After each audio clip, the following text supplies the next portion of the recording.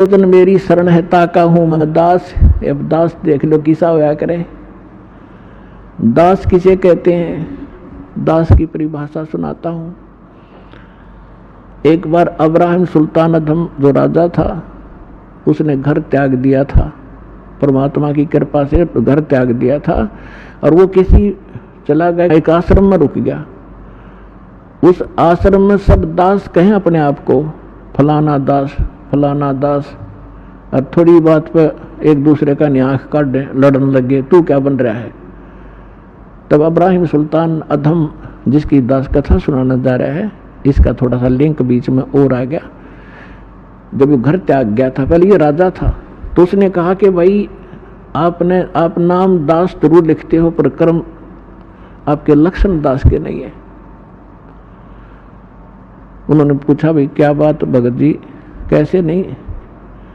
उन्हें पता था कि राजा था और ऐसे राज त्याग कराया। तो उसने कहा कि जब मैं राजा था हम गुलाम लाते थे, गुलाम दास, तो मैंने, क्योंकि धार्मिकता मेरे अंदर थी, मैं गुलामों का ध्यान बहुत रखता था, कोई इसको कष्ट ना हो, तो मैंने उससे पूछा कि भी गुलाम आदमी पहले मनुष्यों को मोल लिया करते, गुलाम जैसे आजकल पशुओं को लाते हैं।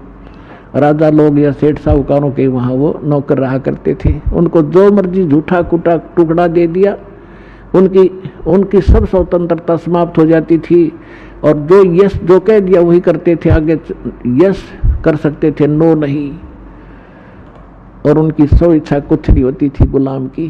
तो अब्राहिम सुल्तान ने कहा कि मैंने उससे पूछा कि ए गुलाम तेरा क्या नाम है। उसने कहा कि दास को जिस नाम से पुकारोगे गुलाम का वही नाम होगा, हमारा कोई नाम नहीं होता, कोई बुंडा सुंडा गुंडा कुछ भी कहना हाजिर खड़ा पाऊंगा। आपको कौन सा भोजन रुचिकार है। कहने लगा दास की कोई इच्छा नहीं होती, जो झूठा कुठा दोगे हम उसी में संतुष्ट होते हैं।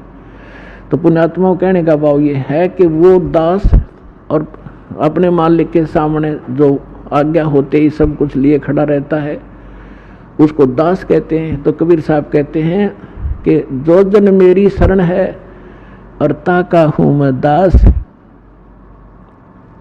और गेल गेल ला गया फिरो जब तक धरती आका।